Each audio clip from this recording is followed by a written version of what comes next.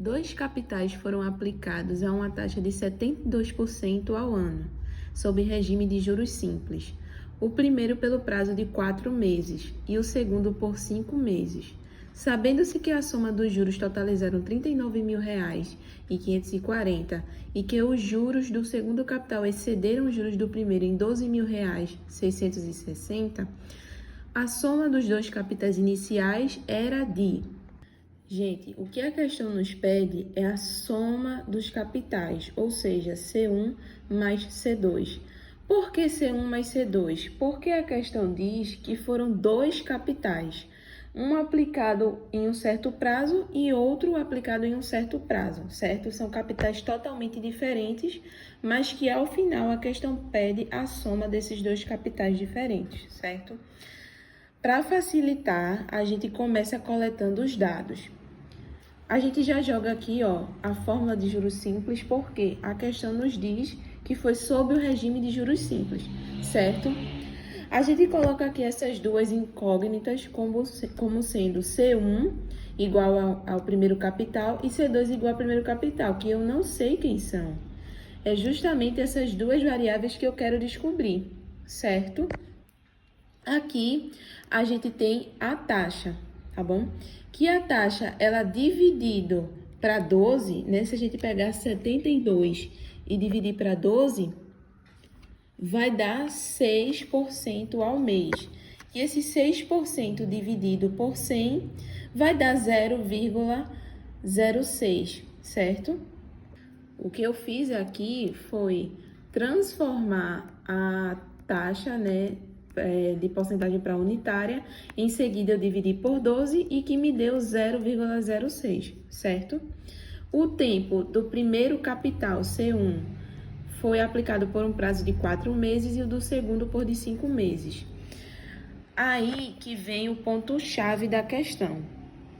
Ela nos diz assim, o seguinte: a soma dos juros totalizaram R$ 39.540. Gente, na fórmula de juros, a gente tem, ó, juros como sendo J igual a capital vezes I vezes a taxa. Aqui eu coloquei juros 1 mais juros 2, por quê? Porque vai ser J do primeiro capital e vai ser J do segundo capital. Juros do primeiro capital mais juros do segundo capital vai dar R$ 39.540.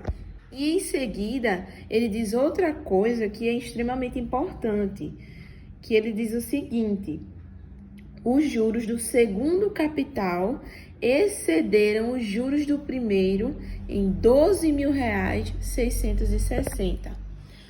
Então, a gente vai colocar aqui, ó, juros do primeiro capital menos juros do segundo capital. Por que menos?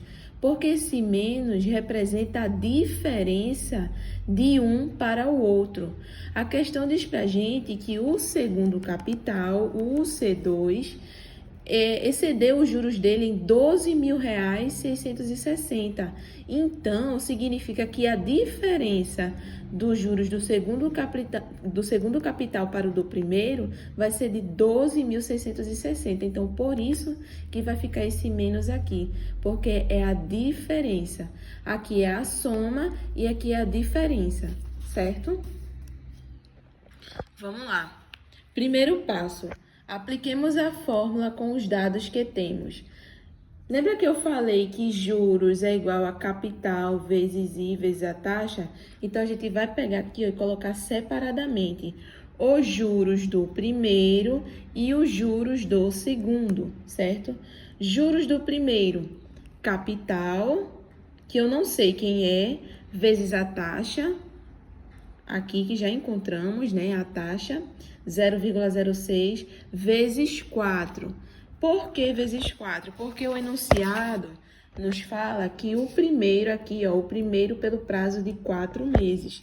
Então, vai ser vezes 4 aqui, ó, nessa primeira fórmula de juros simples. Já na segunda, é em relação ao segundo capital, ou seja, juros 2 é igual a capital 2, que eu não sei quem é, vezes 0,06, que é a taxa, porque ambos foram aplicados a mesma taxa, vezes 5. Dessa vez vai ser vezes 5, o segundo capital, porque a questão nos diz, ó, o segundo por 5 meses aqui, ó, certo?